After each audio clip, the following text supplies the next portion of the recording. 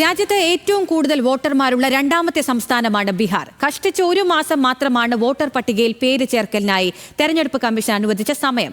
എന്നാൽ ആന്ധ്രയിൽ 6 മാസം വേണമെന്നാണ് NDA ഘടകകക്ഷിയായ TDP ആവശ്യപ്പെട്ടിരിക്കുന്നത്. ബീഹാറിലെ പട്ടിക പുതുക്കൽ വിവാദങ്ങളോട് ചേർത്തുവെക്കാൻ പട്നയിൽ നിന്ന് മറ്റൊരു വാർത്ത കൂടിയുണ്ട്. അതിലേക്ക്. പട്നയിൽ 2 വീലർ ആക്സസറീസ് കട നടത്തുന്ന 55-കാരൻ അരവിന്ദ് കുമാർ ജായുടെ കങ്കർ ബാങ്കിലെ വീട്ടിലേക്ക് ജൂലൈ 11-ന് മാലിന്യമെടുക്കാൻ വന്ന മുനിസിപ്പൽ കോർപ്പറേഷന്റെ സ്വീപ്പർ ഒരു ഫോം വെച്ചിട്ട് പോയി.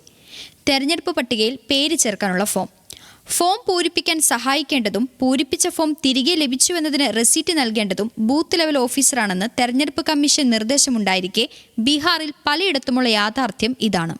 അരവിന്ദ് ജായുടെ അപ്പുറത്തെ സ്ട്രീറ്റിലെ 58-കാരൻ ആനന്ദ് കിഷോറിന്റെ വീട്ടിലും ഇതുതന്നെ സംഭവിച്ചു.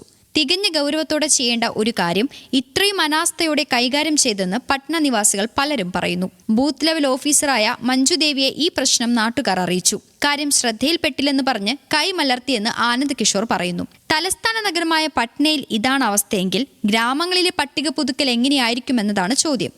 NDA ഘടകകക്ഷിയായ JDU ഭരിക്കുന്ന ബീഹാറിൽ ഇതെല്ലാം നടക്കുമ്പോൾ മറ്റൊരു ഘടകകക്ഷിയായ TDP ആന്ധ്രയിൽ 6 മാസ സമയം SIR അഥവാ പുതുക്കൽ നടപടികൾക്ക് വേണമെന്ന് ആവശ്യപ്പെട്ടു കഴിഞ്ഞു.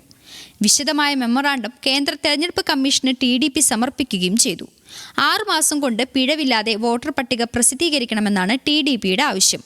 എന്നാൽ ബീഹാറിൽ എന്തുകൊണ്ട് തിരക്കിട്ട നടപടികൾ പൂർത്തിയാക്കുന്നുവെന്ന് പ്രതിപക്ഷം ചോദിക്കുന്നു. സീമാഞ്ചലടക്കമുള്ള ബീഹാറിലെ അതിർത്തി ജില്ലകളിലും ഗ്രാമങ്ങളിലും എല്ലായിടത്തേക്കും ഈ നടപടികൾ എത്തിയിരിക്കുമോ എന്ന ആശങ്കയും ചില പാർട്ടികൾ ഉന്നയിക്കുന്നുണ്ട്. പട്ടിക പുതുക്കലിന് 1 മാസം മാത്രം അനുവദിക്കുകയും ഹാജരാക്കാനുള്ള രേഖയിൽ നിന്ന് ആധാറും റേഷൻ കാർഡും ഒഴിവാക്കുകയും ചെയ്തത് ബീഹാറിൽ വിവാദമായിരുന്നു. പിന്നീട് സുപ്രീം കോടതി ഇടപെട്ട് ആധാർ അടക്കം 3 രേഖകൾ കൂടി ഉൾപ്പെടുത്തി.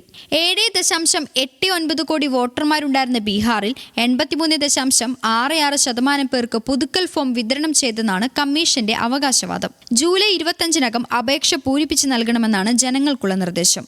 നവംബറിലാകും ബീഹാർ നിയമസഭാ തെരഞ്ഞെടുപ്പ്. National desk, news Malayalam.